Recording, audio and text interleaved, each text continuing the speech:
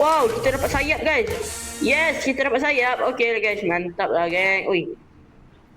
Lawa gila. Oi. Kau ni cuba lah. Cuba apa tu? Terbang cuba lah. Tak nak terbang pula. Ambil. Terbang. Wih. Tak nak terbang pula. Hurt. Kau sini kau. Kau sini. Woi. Kambing boleh terbang guys. Puyuk jumpa lah lepas tapak ni. Bye kak. Terbang jadi. Uish. Jap. Oi. Aduh kau ni kak. Lain kali kak. Janganlah macam tu kak. Kau fikir apa kak? Itu. Couple bye. Aduh pergilah solat. Couple je kerja. Oh. Kurang ajar. Mampus kau. Apa? Kau bersama. Sini kau.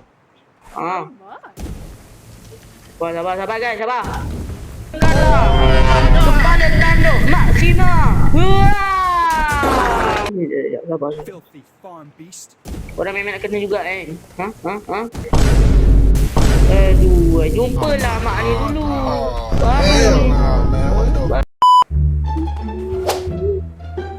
Asal bang? Baru lepas putus dengan awet ke bang? Tahu apa? Oh, ada kereta. Okey, kita.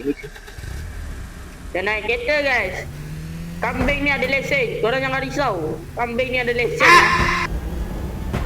Ambil tu. Jangan main-main dengan kambing. Kambing ni ada lesen. Mak ai. Apa hal kereta dia terbalik macam ni weh? Sabar. Aku nak kenakan dua orang budak tu.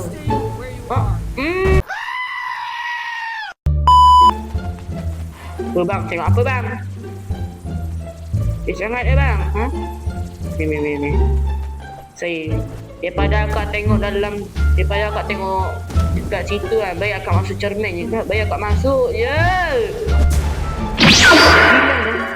Pelik aku tiba-tiba hilang. Wow, apa ni guys? Apa ni? Bang. What the dog doing? Ya Allah, akak kenapa? Weh, akak nak kena rasuk baik. Dia nak kena rasuk ke? Kalau nak kena rasuk, cakap. Saya rasukkan je lah. Okay. Oi, I Police, what's up man? Aduh, belagak lah kau.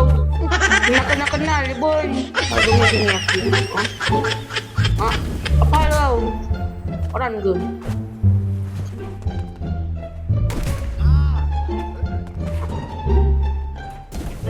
Sabar.